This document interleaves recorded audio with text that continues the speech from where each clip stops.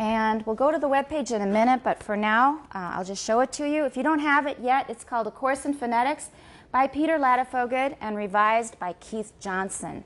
Peter Ladefoged was certainly one of the greatest phoneticians who ever lived. And he was not only that, he was probably one of the very greatest teachers of phonetics who ever lived. He died in 2006. He came to Taiwan at least once, probably more times. I saw him once in Taiwan. And when you use the book, you will find out why we're so crazy about it. I mean, how many people really love a textbook? But in this class, and we've taught it for over 10 years now, the students end up really liking this textbook and also the other one that we'll use second semester if you're back. So Peter Ladefoged is really the master as far as I'm concerned. This is, as far as I've heard, is the best-selling linguistic text in the States. The best-selling. However, in the US, it costs over $100 US. You paid only about $4.90, is that right? Taiwan dollars. Well, why is it so expensive? It doesn't look like it should be so expensive, right? Can you figure out why they make it so expensive? It's a sure thing. It's so popular. They can get a lot of money from it, so they do. Other books don't make a lot of money, so they make up for it with this book. And what's happened is, because of this, some teachers no longer use this book because it's too expensive. So never mind all that. We don't have that problem here. This is the international edition, which they sell for a reasonable price. It's well worth the cost here. So every Monday, you hand in your notes from the previous week. Got it? And your notes include not only things about phonetics from the textbook, things that extra things that I tell you, but in addition, you're going to be reading from the textbook aloud. The camera will focus on you when you do it, and you will make mistakes. How does it feel when you make a mistake? Does it feel wonderful? It feels pretty lousy. We humans are pretty afraid of making mistakes, is that right? But you're going to need to have a new view of mistakes as gifts. These are precious gifts. Because when I first started teaching way back in 1990 at Taida, I thought I was okay. I'd studied linguistics and knew some Chinese and so forth. I thought I knew what I was doing. But my students were speaking a version of English that I could usually understand, but it was very different from mine. And I couldn't really understand why it was so different, how it was so different, until I examined it closely. I listened to many, many students speaking English. Eventually, I did a project with the Guoke Hui, and we recorded over 200 people speaking 台式英语. Yeah, you have your own dialect. 这是英语的很特种的一种方言, it's 台式英语. And so I'm still working on the project now. I will write on a book on it. I hope to finish it in another year or two. There's a very special kind of English called 台式英语, Taiwan-style English. And you think, well, I'm very proud of that. There's Taiwanese English, 很光荣. The thing is, accents are not a problem if they are understandable.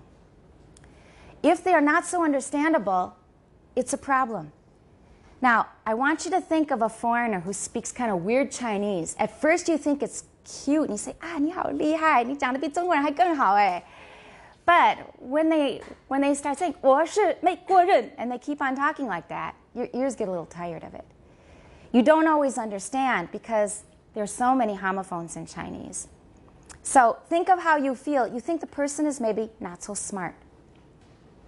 You are less competitive if you have a strong accent. And there's also the matter of power. Now, China is getting more powerful. Everybody's noticed, right? So maybe Chinese-style English will get more and more popular too. I don't know. It hasn't happened yet. We still have a problem understanding Chinese English and Taiwan English.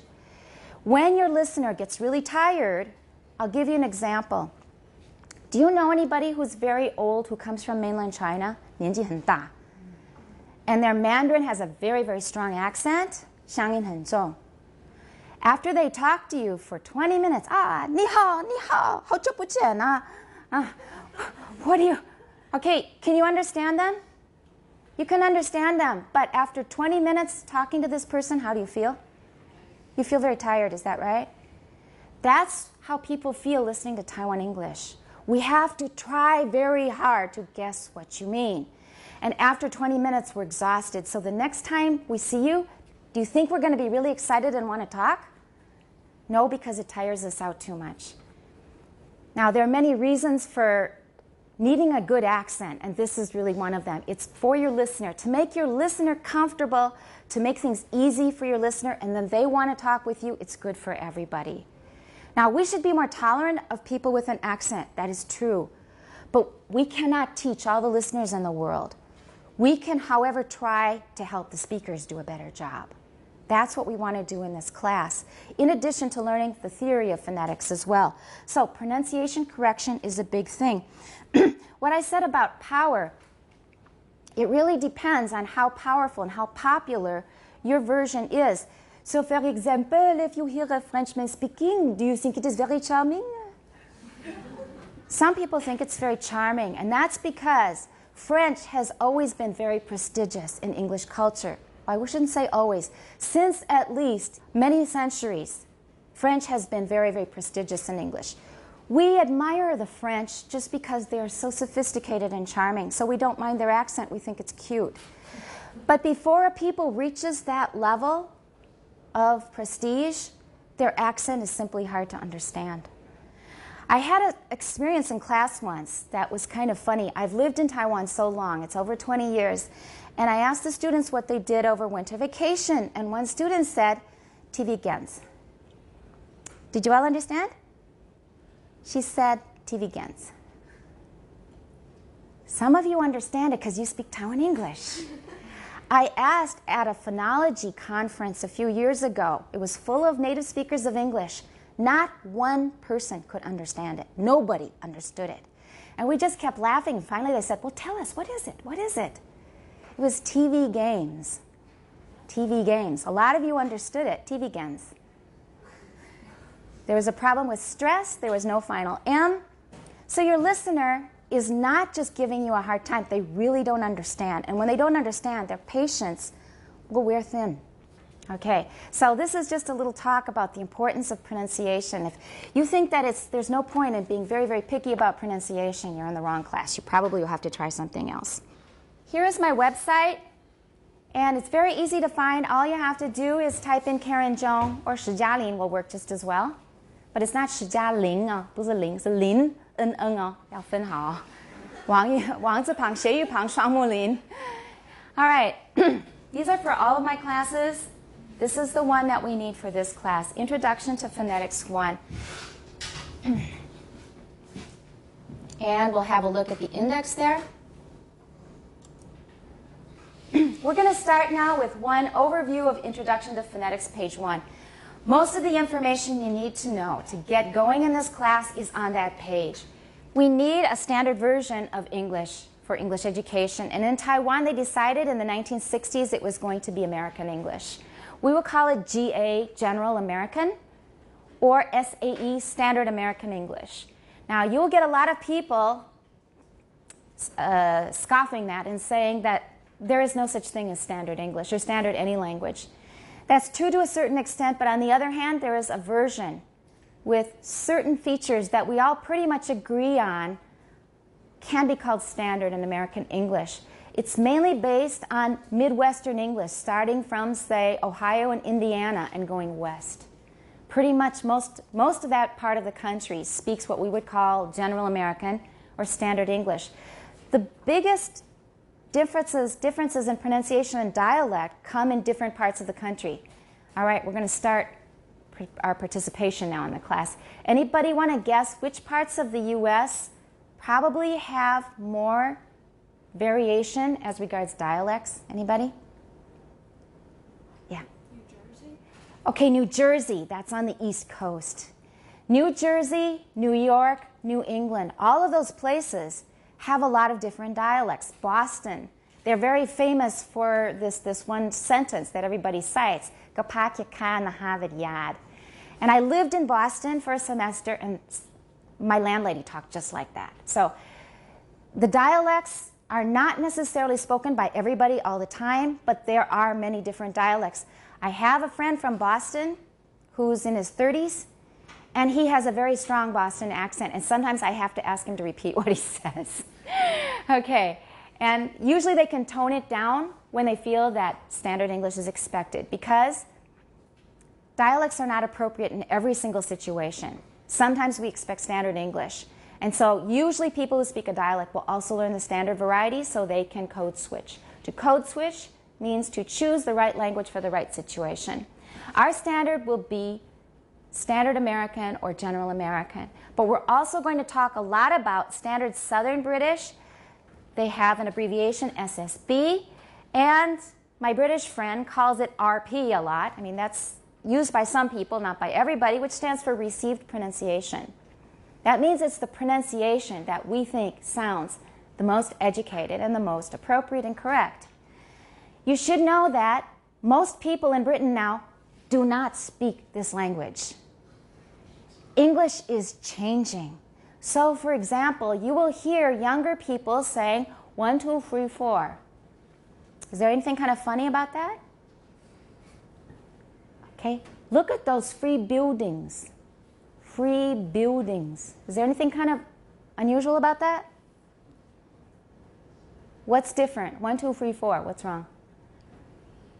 They don't stick out their tongue. 3, 1, 2, 3, 4. It's becoming free. Now, my British friend, who is over 50, says, oh, we call that estuary English. I won't write it now. Estuary English is a kind of popular teenager version of English that's being adopted by many people. But I listen to the BBC almost every day, and people over 30 and over 40 are talking like this more and more. So British English is changing. It's no longer like what you hear in the most conservative BBC broadcasts or you learn in textbooks. It's changing. Building, the L after vowels is disappearing. It's becoming U, building. All right, we're going to talk about RP or Standard British English a lot. That was Peter Ladefoged's dialect. And we're also going to talk about other dialects of English as well. And there are plenty of other ones. There's South African English, there's Australian, Canadian English. We're going to learn about something called Canadian raising. There's Indian English, the English they speak in Singapore, the Philippines, etc. Probably once a week we will have a dictation. And the dictations will seem very, very simple. But I have found that students often have a lot of problem with vowels. For example, ten, ton, tongue, tone. Are you sure about all of those? We have trouble with a lot of those similar vowels. Ton, tongue, tone. Those three often get mixed up, for example. And run, rung, run, rung. Though in that case it's not the vowels, it's the N and G ending. But they seem like really simple words. But they're simple in a sentence. For example, I have a ton of work to do, and stick out your tongue. And you use the wrong tone. In that case, it's perfectly clear. Ton, tongue, tone. Many people get them wrong. And like I said, I've taught this class for over 10 years. And people still get them wrong, often till towards the end of first semester. They still have problems. So we're going to give you usually 10 items out of context. You will find how much you rely on context to understand things in English, at least some of you. Out of context, it's not so easy. The purpose of all this is not so much a lot of technical information, memorizing rules, or even specifically changing your pronunciation or anything like that. The thing is, we want you to sharpen your ears so they're so sensitive that you notice all kinds of things that you never noticed before. Now, there's good and bad in this, because sometimes you will start criticizing your friends and they'll get really irritated at you. They'll unfriend you on Facebook. They just think you're a real pain. You really need to be careful how you use it. You will also notice it in teachers, I have to warn you. And when it happens on teachers, then you really have to be mature about it, okay? Just put it in your notes. Okay, we all have our mistakes, and you'll notice my weaknesses in other areas. But in pronunciation, that's one where you're going to be able to catch people. But it is good for you, because as a future teacher of English, or as somebody who's interested in linguistics and language, that is something very, very basic. We need to learn how to listen and be sensitive.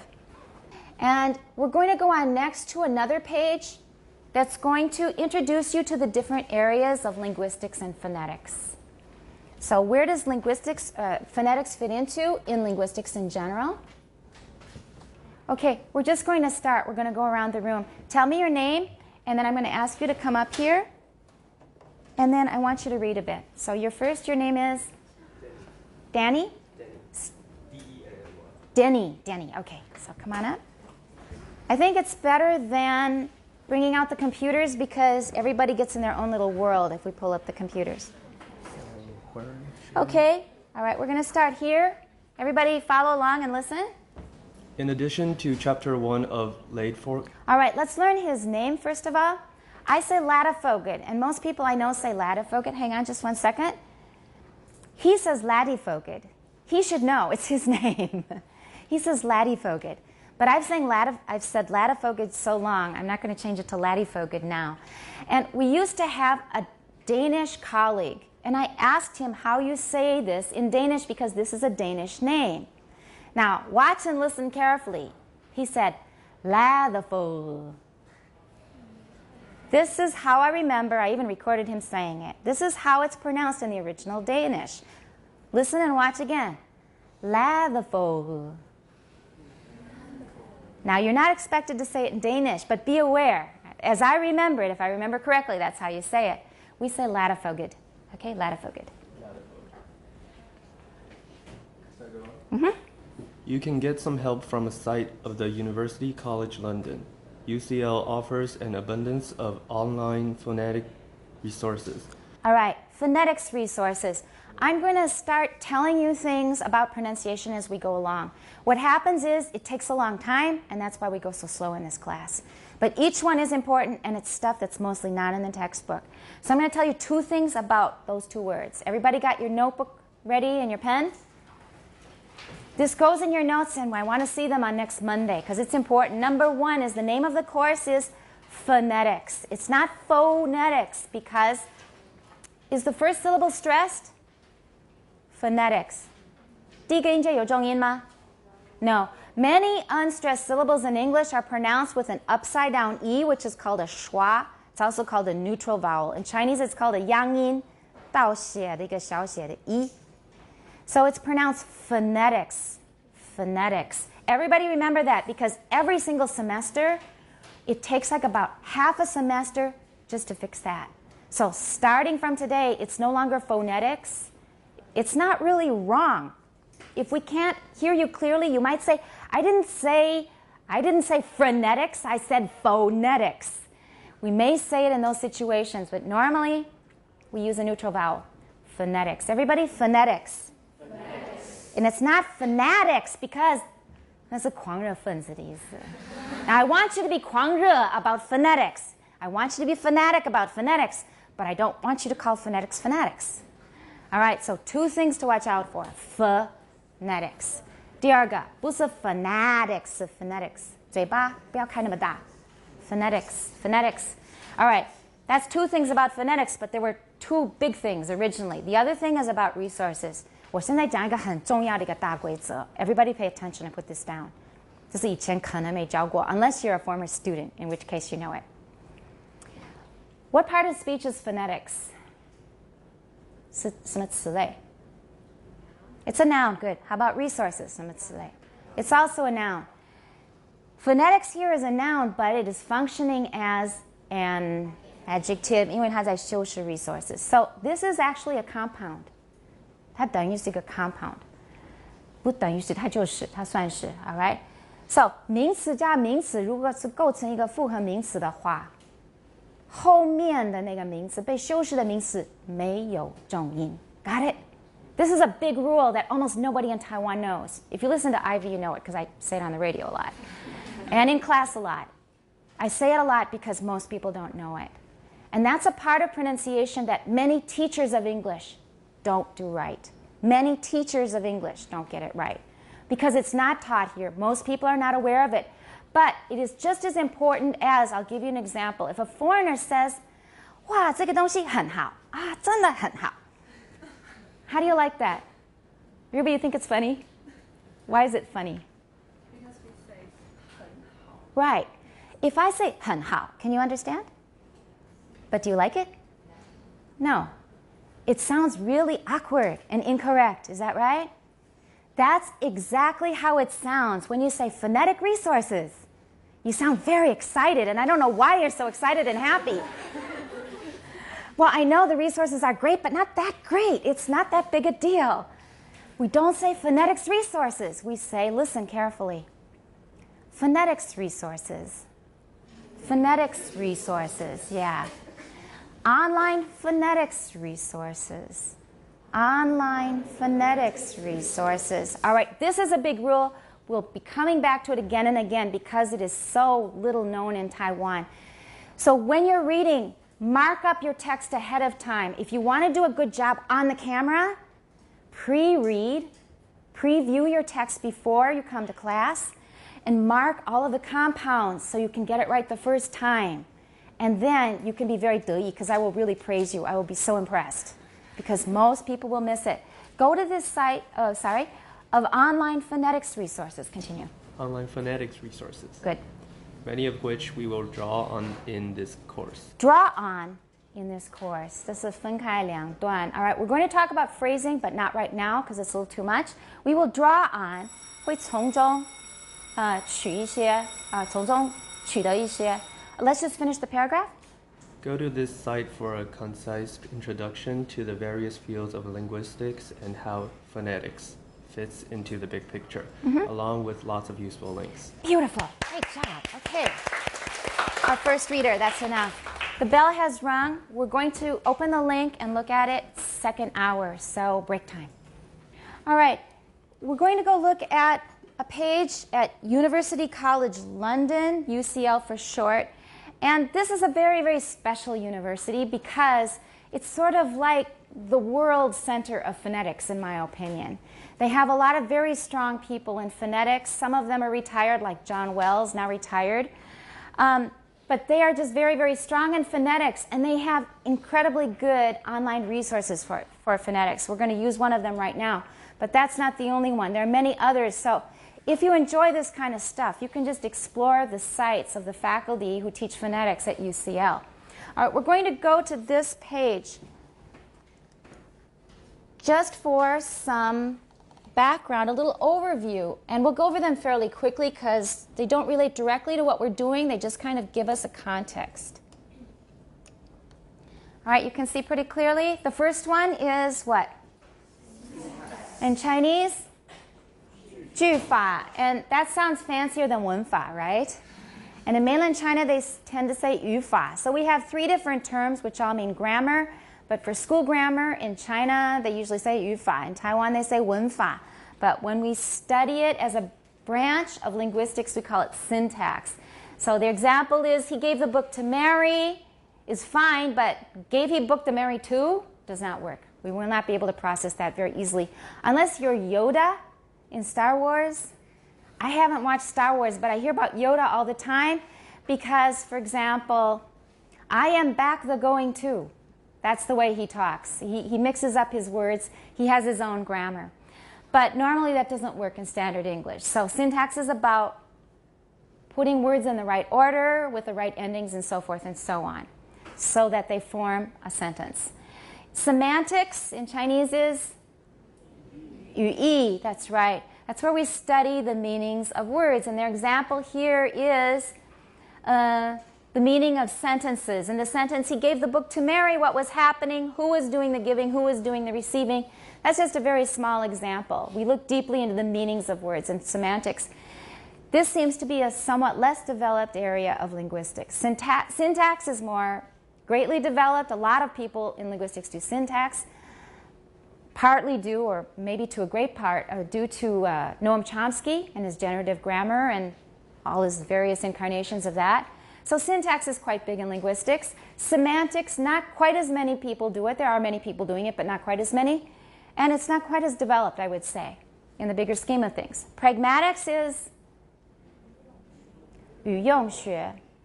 Now, if I give you something that you need and you appreciate, you will answer by saying? Normally you will say thank you. Is thank you always appropriate? No. Do you know a situation where it wouldn't be so appropriate? Have any of you been to mainland China? 去过大陆吗? All right. Do they say 谢谢 all the time like we do in Taiwan? No. And 谢什么? They will think you're really strange sometimes. Because until recently, they did not say 谢谢 very much. And not just because they're rude. Although, honestly, to our ears, having been in Taiwan for many years, they will sound rude to us in many situations. When they talk to each other as friends, they often sound like they're 在吵架. But if they say, 不好意思，可不可以麻烦你帮一下忙啊? They think that you're really 娘娘腔. They have a whole different standard of interaction. Now, it's not that one is good and one is bad. It's what people are used to. We have a social contract. Everybody agrees on pretty much on some standard forms of behavior. And 谢谢 is not standard at all in the languages of the world. I was told that in Nepal as well, and probably many other countries, saying thank you can be insulting. 你太见外了. You don't say thank you to somebody. Of course I will do this because I love you, I'm your family member, I'm your friend, or whatever. So saying thank you is not always correct, although it's definitely expected here in Taiwan. We're really big on 谢谢 and 不好意思, right? We're really big on that. Those belong to pragmatics. It's the kind of language that's appropriate for each different situation. And 不好意思 works for just about anything in Taiwan, doesn't it? Just about anything. Somebody's giving you a letter, right? 那个快递送来, 不好意思, 我要把这个东西送给你. So that works for Taiwan, but you're not going to find that elsewhere. There are many other examples as well. Like what do you say when you bump into somebody? Those things belong to pragmatics. 就是什么场合用什么样的话. Morphology has two common translations into Chinese, which are 构词学. I think that's the best translation because it's the clearest. The other translation is 形态学 because morph means a form. It's a study of the forms of words. So, for example, they give you, they say here, like, likes, liked, likeness, likely, likelihood. We find different patterns here. That's all part of morphology. Part of that, however, does belong to syntax. Like, likes, liked. That's more part of syntax. That's where morphology and syntax overlap. That belongs to both. Morphology, we're very interested in how words are put together. For example, preheat. Pre means before, and heat means to make something hot, right? So we have the word to heat. Please heat up your food in the microwave. You can preheat it before you do something else, to preheat something. Or please preheat it before you use the iron or whatever it is. So putting words together, for example, a prefix and a stem, that's morphology. Phonology, that sounds a lot like phonetics. Does anybody know the Chinese for phonology and the difference between phonology and phonetics? We're going to be talking about phonology in this course because you have to have both together. You have to have phonology in order to do phonetics and vice versa. What is phonology in Chinese? 声韵学, also called 音韵学. It's all the same. It's a study of not just the pronunciation. We talk about pronunciation and phonetics, but also what basic sounds are used by a language. For example, what is the set of phonemes? That means the set of sounds that we use in a language. That's really phonology. And how do they come together? For example, we can put S and T together. We can say, and we can say stay. And we can add an R, stray. But can we say stpay? No, that doesn't work. That's one part of phonology called phonotactics.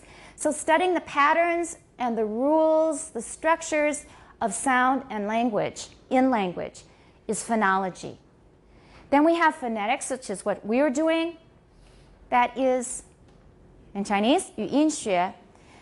The main thing we're studying is the physical phenomenon of sound. We're also studying patterns, we're also studying phonology, but we're more interested in the details than the people in phonology. The people in phonology are more interested in system and structure.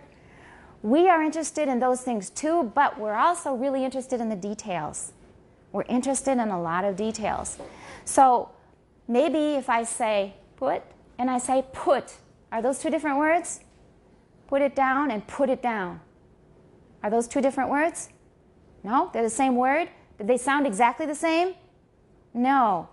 Did it make a difference though? Not really, but some people maybe use a lot of air and some people don't. Now that may be one detail that we are interested in phonetics. We look at all the details. Often the so-called details, in fact, affect the structure. So it's not that easy to pull those two apart. But in general, in phonetics, we are interested in a physical phenomenon and we're interested in a lot of details. After that is psycholinguistics. In Chinese, that is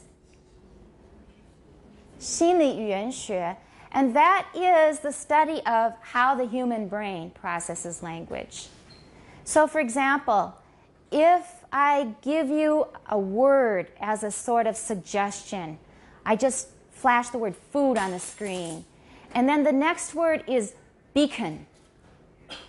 What do you think a lot of people will think that word is? Beacon. B-E-A-C-O-N. Well, a lot of people might think it's bacon, pagan, right? Because you're already thinking of food. Now, I pulled that example out, not really out of the air. It actually happened in a test. A lot of people translated beacon as bacon. That's because probably at the beginning of that paragraph, they said that Americans are all fat and no meat. Did anybody take that test? Okay, because I know this was a test recently given. Some of you maybe have taken it. So Americans are all fat and no meat. They think they are the beacon of the world. Everybody said Americans thought they were the pagan of the world. Everybody. Now, one problem is they probably didn't know the word beacon, which means a bright shining light that guides ships. A guiding light, that's a beacon. B-E-A-C-O-N.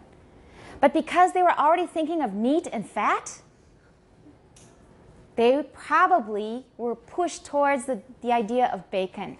Now, that's something for a psycholinguist to look into. That's called priming. We've had a suggestion that what we're saying has maybe something to do with food, and so that's probably why their brain called up bacon so quickly. Besides, it was more familiar. That's psycholinguistics. Then social linguistics in Chinese. 社会语言学, you guys know that better, all right? Or at least you're more forthcoming. This is a study of how language variation is related to its use in society to form groups of geographical region, 不同的地区, economic class, 就是经济上的阶级, or ethnicity, 不同的种族, or 族群. So everybody has different ways of talking, and most of us have many different ways of talking. Those are topics that social linguists are interested in. And computational linguistics is the study of how computers can be used to analyze and generate sentences. It's actually a big field, and basically everybody has to do computational linguistics now. One common use of it is corpus linguistics. We collect lots and lots of language data, and then we see how people really talk. We see if there are patterns in the data. That's just a very easy way to put it. And the application of linguistic theory to language teaching. That is applied linguistics, basically. And applied linguistics is 应用语言学. Okay, and that about covers it. So that's where phonetics fits in. These are not all of the subfields, but these are probably the biggest ones, the ones that are best known. And let's look now at the next paragraph. What is phonetics? Let's have another reader. Would you like to read for us? Start from the title. I'm really big on titles, by the way. Please note that down. You need to read all the section titles and headings and things in this class. Go ahead. Okay. What is phonetics? Phonetics is the study of speech. It is concerned with how speech sounds can be categorized, how they are generated in the human vocal tract. All right. I'm going to have to correct a couple of things because they're so common. Note them down now and remember them because we're going to read them again and again in the textbook. Now, how speech sounds. 人的语言听起来是什么样子 is one possible interpretation, but it's not. It's how speech sounds. 就是语音. In this case, it is a compound. So we don't say speech sounds. We say speech sounds. That's the first thing. And the second one is generated. A lot of people may put the stress on the second syllable. In American English, it's generated. And third, vocal tract 也是一个 compound. Vocal 是一个形容词 but there are some expressions like this that are stressed like a compound, and vocal tract is one of them. So, speech sounds generated vocal tract. Okay, go. Why they each sound different to a listener? And listener. We go up when we're not done speaking. Okay, that's called a continuation rise. Let's go on. And how a listener is able to recognize them. Recognize them. Recognize. Watch the G, everybody. I put the G in, some people maybe don't. Recognize. Recognize. Okay, and watch the M and them. A lot of Taiwanese will say then. So them. Go on. The study of the organization of speech sounds in a language is called phonology. Okay, called. Code. Not cold. Not cold. Called. Called. Called.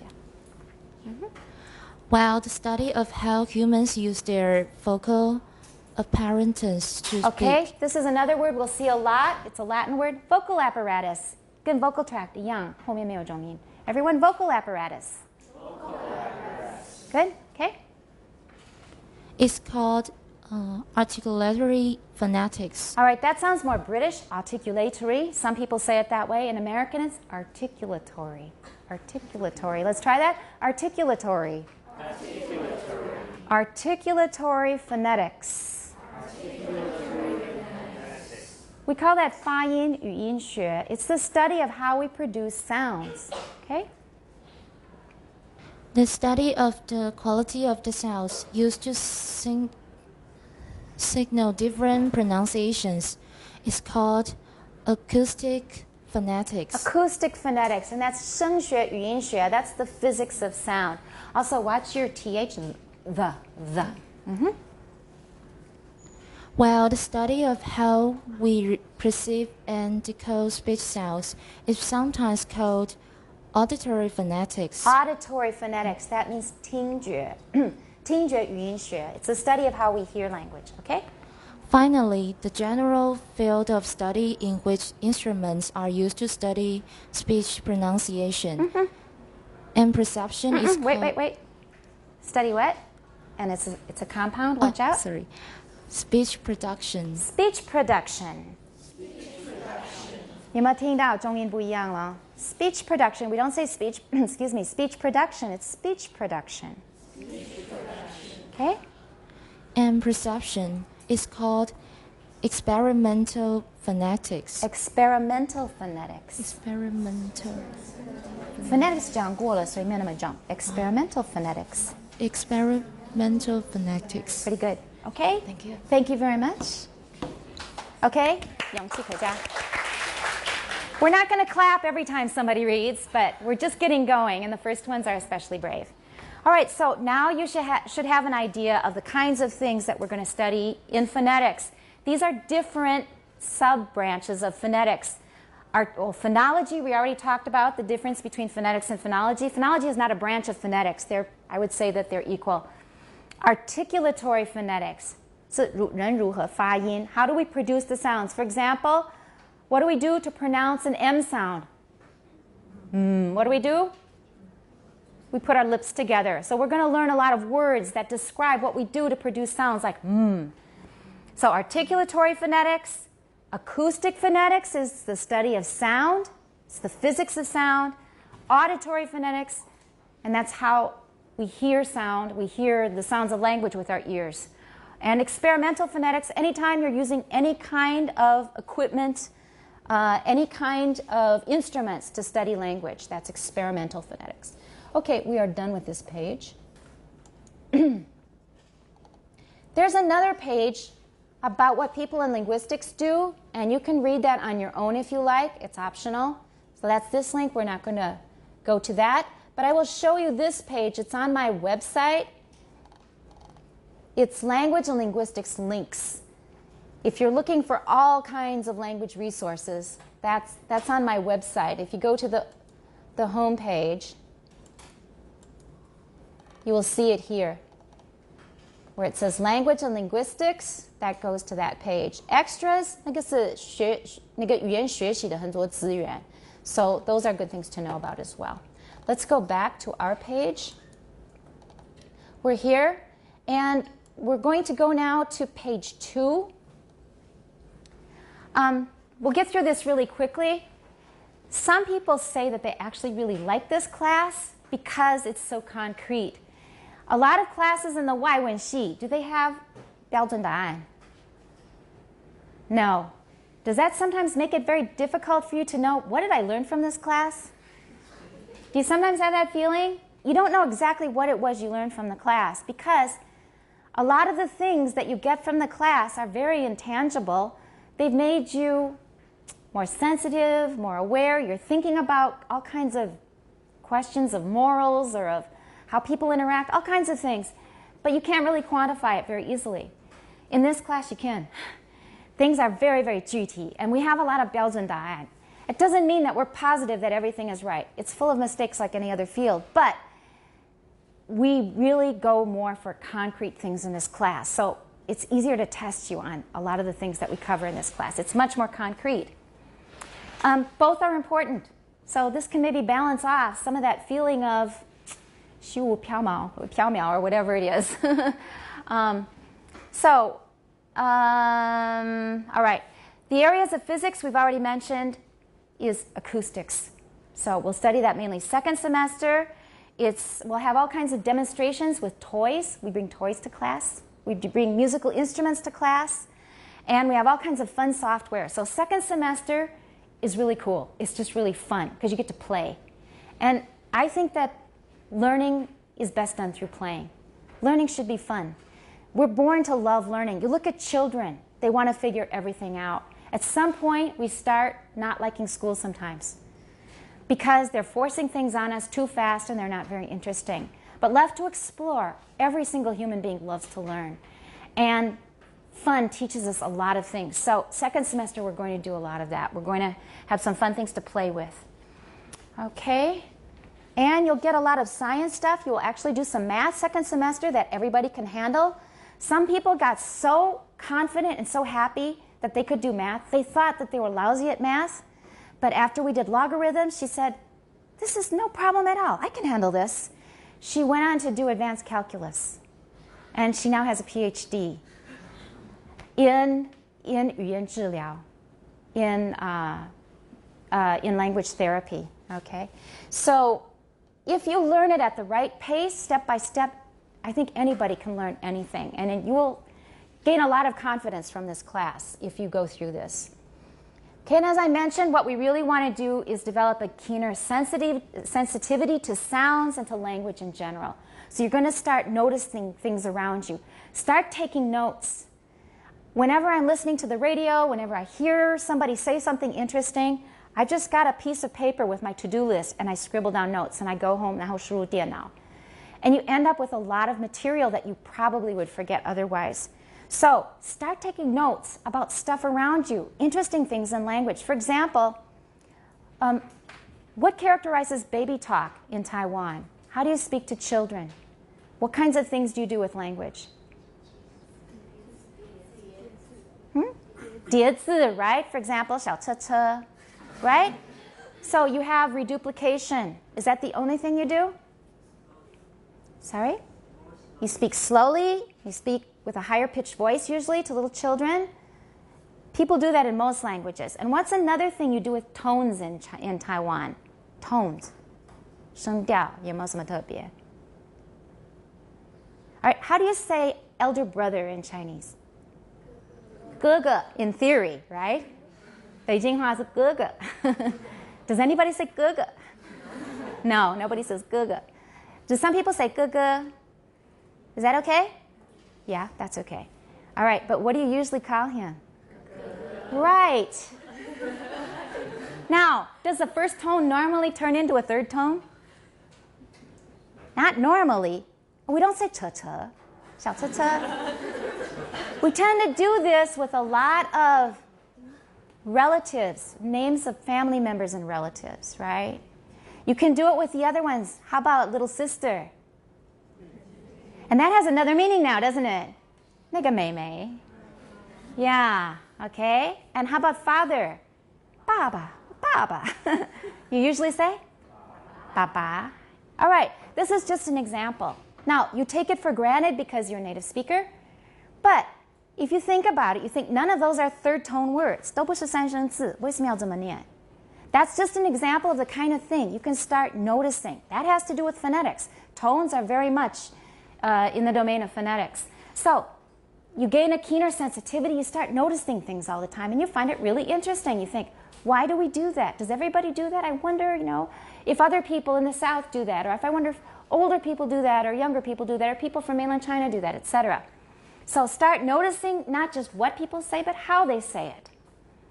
And like I said, you're going to start noticing a lot of pronunciation flaws in the people around you. But just view it as language variation and write it down. Put it in your notes. You can learn from everything. So I won't know who Linda is. Linda Wang helps a little bit. And then your name in Chinese. For me, Shi Jialin. Then read your student number. So if somehow things get mixed up, I can find out whose it is by the student number. And also say where you grew up. For example, Taipei, Zhanghua, wherever you're from. What your native language is. The language you are best at, that you learned early, is your native language. Some of you maybe learned Minanyu first, but you're much better at Mandarin. In that case, I would say Mandarin is your native language. However you want to do it, though, is up to you. So say what your native language is. If you learn Minanyu at home, or Kejiahua, or anything else, mention that too. 上面要讲一下. Then play back what you recorded. Make sure that it's getting recorded and make sure it sounds okay. Don't blow into the microphone too much, or you will have a lot of popping sounds, which are not good for recording.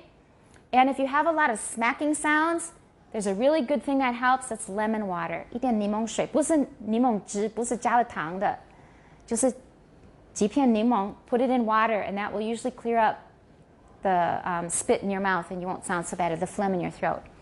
Okay, so make sure that everything is working okay. Watch out for background noise. If you live in a dorm, you may have a noisy roommate. So do it when they're away. Do it when they're gone. Okay? And if there's a lot of noise outside, you may need to close the window, don't have the radio on, etc. Try to keep the background noise down as much as possible. Don't read too loud, or don't read too soft. And like I said, watch out for smacking and too much aspiration. 不要喷麦. All right, so first of all, after you've made sure everything is working fine and you've got all the information there, then there's a text down here in Chinese. I want you to read it in Mandarin. Just read it normally. It's not a race. 没有在赛跑. And you are not Li Yanqiu, all right? You're not a broadcaster. Just read it normally. Just read it comfortably and normally. 不要刻意去卷舌. 我知道了. Please, I don't want that. 那个儿化，你平常没有儿化就不要突然间你去哪儿啊? All right? And don't read too fast, like I said. All right, that's the Chinese, and I'll show you the text so you know what's coming up. This is the text that I'm using in my research project of Taiwan English.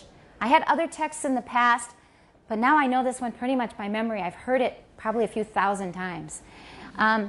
This way I can compare you to other people. So I can find the traits very quickly of Taiwan English in your speech that I've already observed in other people. So here is the text. And why is it this text? Well, one reason is I happen to like parrots. Parrots can learn how to talk, and they're very smart. If you know about Alex, and if you don't know about Alex, look him up. I have a fondness for parrots, and this is a very touching story of a parrot. So you read it in Mandarin. And second step is you read it in English. Because you will have already read it in Chinese, you already know the content. So when you read the English, it will be much easier because you already know what happens in the story. And it's all about Mr. and Mrs. Huang. So just read it as it's written in English. Okay, here's the whole story. It looks kind of long, but it's not that long. It doesn't take that long. All right, after you've finished Mandarin and English, if you also speak another dialect of Chinese, like Minanyu, many of you speak Minanyu, this is optional. You don't have to do it. But it's really interesting and fun if you do it because you get information about how good you are at Minanyu. A lot of you assume that you're okay with it because when you go home, you can speak to your grandparents in Minanyu or whatever. But for some of you, do some of your grandparents criticize your Minanyu sometimes? 他们说你讲得不标准啊, right? So the younger generation is learning a different variety of Minanyu, and sometimes they don't learn it as well because especially here in northern Taiwan, so many people usually speak Mandarin most of the time, right? You speak a lot of Mandarin here in northern Taiwan, depending on where you work or where you go to school. If you live in a suburb in a working class area, and then you work at a construction company, probably everybody speaks Minanyu. Okay, so it depends on where you are. But for people who've ended up at Taida, you're probably more used to Mandarin. Anyway, you will find out if you try the Minanyu, what your level of Minanyu is. And some people give up in frustration. They say, 我不晓得讲那么烂. Okay, but that's okay. It's up to you. You don't have to do it. 不勉强. If you're not comfortable doing it, you don't have to. And don't read it word for word because you don't learn those words anyway when you learn to speak Minanyu. Just tell it like a story. 你已经知道内容了，就是讲个大概就可以了。If you know Hakka, 客家话、粤语啊、广东话什么的, if you know those, then you can try those as well. If you don't, then just forget it. All right, another optional part of this assignment is if you have studied a second foreign language, say German, French, Japanese, etc., Russian, Latin, whatever. If you can do it in Latin, that will be totally amazing. There are some readings in some of those languages below. I have a couple of jokes in German, French, and Spanish. There's a small reading in Japanese from my Japanese textbook from many years ago. You can read those if you like. And if you speak a language that's not on there, pick a very short passage, just one little paragraph. Tell me what language it is, how you learned it, and then read it. Okay? In addition to the text, I put a few other resources here. For example, there's a Mandarin online dictionary. 中文字你还要查一下. Maybe some people will want to check. Here's an English dictionary. And this is a really, really good dictionary. If you need to know the pronunciation of something, don't rely on dictionaries published in Taiwan with KK Inbiao. If you need to know the pronunciation, go to Merriam-Webster, listen to the audio files, and imitate. That's how you should learn pronunciation from now on. Because the KK Inbiao, first of all, the dictionaries produced in Taiwan are often not accurate. They often have a lot of mistakes. And another thing is the KK it's not going to give you all the information you need. So get in the habit of listening in order to learn good pronunciation.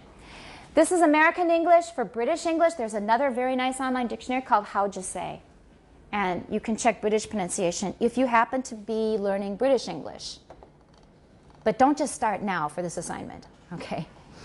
There's even a Taiwanese dictionary, Hakka dictionary, Cantonese dictionary, French and Spanish, and German, Japanese.